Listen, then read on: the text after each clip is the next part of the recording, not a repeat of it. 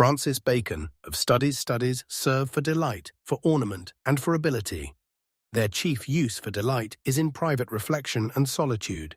Their chief use for ornament is in discourse and conversation.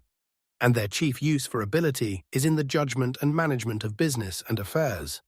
For expert men can execute tasks, and perhaps judge particulars one by one. But the general plans, counsels, and ordering of affairs are best learned from study. To spend too much time in studies is sloth.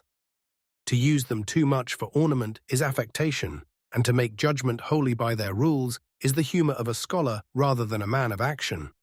For studies perfect nature and are themselves perfected by experience. Natural abilities are like natural plants. They need pruning by study. And studies themselves give directions too broadly unless they are bounded by experience. Crafty men condemn studies, simple men admire them, wise men use them. For studies do not teach their own use. That wisdom lies beyond them and is gained through observation and practical judgment.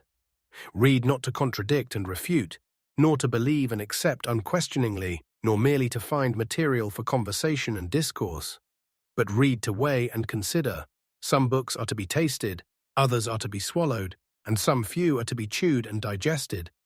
That is to say, some books are to be read only in part, others to be read but not carefully, and some few are to be read wholly, with diligence and attention. Some books also may be read by deputies, and extracts made of them by others.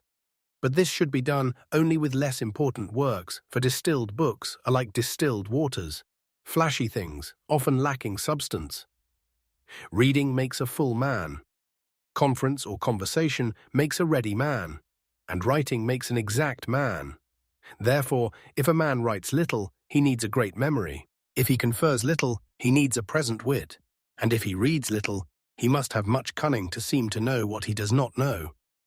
Histories make men wise, poets make them imaginative, mathematics make them subtle, natural philosophy makes them deep, moral philosophy makes them grave, logic and rhetoric make them able to contend.